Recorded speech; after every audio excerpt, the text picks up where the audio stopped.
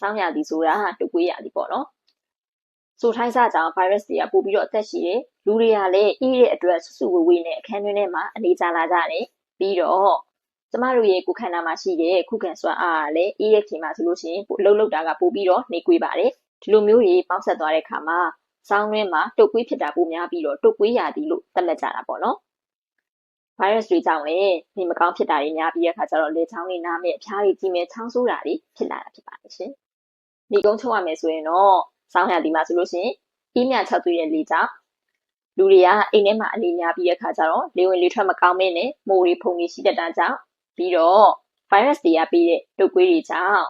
ချောင်းတွေပိုဆိုးကြတာဖြစ်ပါတယ်ရှင်။ဒါကြောင့်စောင်းရသည်မှာနေမကောင်းမဖြစ်စေဘဲနဲ့လှုပ်ဆောင်ရမယ့်အချက်လေးကိုရှင်းပြပါမယ်ရှင်။ဒါလည်းလဲဆိုတော့နွေ့နွေ့ထွေးထွေးနေပြရပါမယ်။အသက်ရှူလမ်းကြောင်း6ဖြစ်တဲ့နှာခေါင်းနဲ့ပါးစပ်တွေကိုလည်း mask တက်ထားရပါမယ်။ပြီးတော့လေပင်နဲ့ရှင်ဘက်ကိုနှွေးနေအောင်ထားပြရပါမယ်။မာဖလာပတ်တာပဲဖြစ်ဖြစ်ဈေးဘူးလေးလိမ့်တာပဲဖြစ်ဖြစ်ပေါ့နော်။ပြီးတော့လေပင်ထိလုံနဲ့အင်ဂျီထူထူလေးကိုလည်းဝတ်ဆင်ပေးရမယ်။လေဝင်လေထွက်ကောင်းအောင်လည်းဂယူဆိုင်ရမယ်။စောင်းကောင်းအောင်အေးခင်းတွေကိုလည်းမကြာခဏဆိုလို့ရှုပ်ဖို့ပေးရပါမယ်။အိမ်မှာရှိတဲ့အေကွန်းစကားတွေကိုလည်းတေချာတန်ဆင်ပြီးတော့ဖြေကြရပါမယ်။နောက်ထပ်လှုပ်ဆောင်ရမယ့်အချက်ကလေးတွေကတော့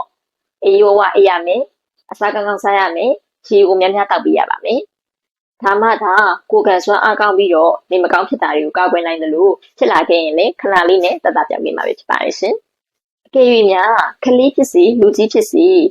အသက်ရှူရကြက်လာမယ်ပြီးတဲ့ခါကျတော့အသားတွေလည်းပြာနှမ်းလာမယ်အထူးသဖြင့်ပေါ့နော်ကလေးတွေမှာဆိုလို့ရှိရင်တရှိရှိအတန်တွေထွက်မယ်ချောင်းဆိုးတာကလည်းနှစ်ပတ်တွင်းနဲ့မှာတော့မှမသက်တာဘူးဆိုလို့ရှိရင်တော့နီးစက်ရဆေးရုံဆေးကန်းကိုတွားဖို့အတွက်တိုက်တွန်းလိုပါတယ်ရှင်ကဲခုဆိုရင်တော့စောင်းရင်းမှာဘာကြောင့်ချောင်းတွေပူဆိုးကြတာလဲဆိုတာကိုသိပြီးလို့ယူဆပါတယ်ရှင်နောက်ထပ်ကျန်းမာရေးအသိပညာပူးတူတာလေးတွေကိုမျှဝေသွားမှာဖြစ်လို့ဆရာက channel ကို like follow and subscribe လုပ်ဖို့မမေ့ပါနဲ့ရှင်အားလုံးပဲကျမဆက်လာကြပါလိမ့်ရှင်နောက်ထပ်ဗီဒီယိုလေးမှာပြန်တွေ့ကြမယ်နော်